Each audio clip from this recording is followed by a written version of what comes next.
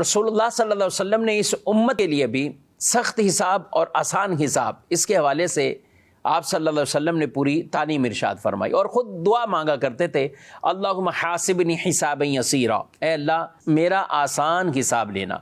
یہ ہماری تعلیم کے لیے تھا، ہم یہ دعا مانگا کریں کہ حساب یسیر ہو، آسان حساب ہو، کیونکہ جس کا آسان حساب ہوگا تو وہ اللہ کی رحمت سے بخشا جائے گا۔ اللہ ہم سب کا بھی آسان حساب، اور کئی ایسے ہیں خوش نصیب بلا حساب جائیں گے،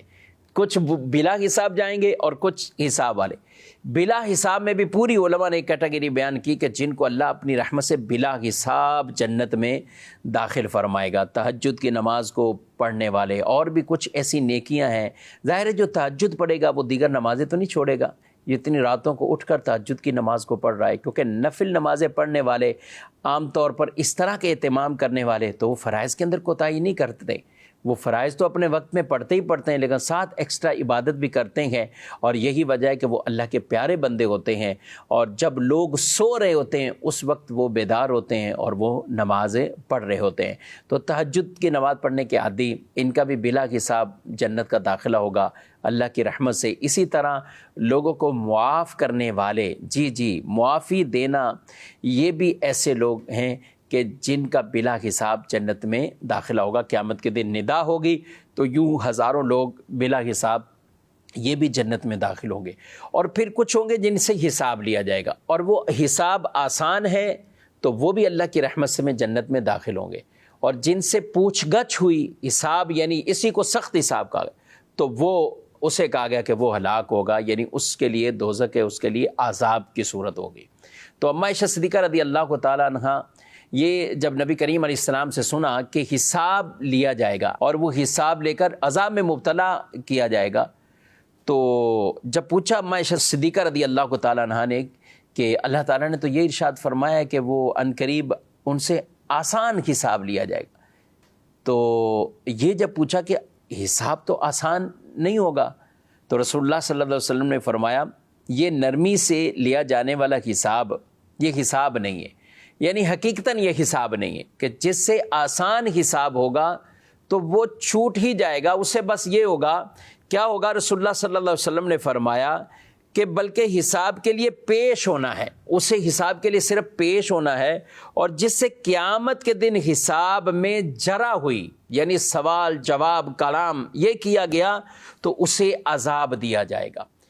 اللہ اس سے ہم سب کو محفوظ فرمائے، کیونکہ ایک ہے کہ سامنے آنا چیز، اس کے اعمال نامے دکھائے جانا، اور بغیر کچھ سوال جواب کیے اسے اب چھوڑ دیا جائے، یہ ہے آسان حساب، اور ایک ہے حساب لینا جسے حساب کہتے ہیں، اس کا جواب دو، اس کا جواب دو۔ تو کہا جس کے ساتھ یہ معاملہ ہوا تو پھر وہ عذاب دیا جائے گا، اس کے اندر عذاب سے چھٹکارا جو ہے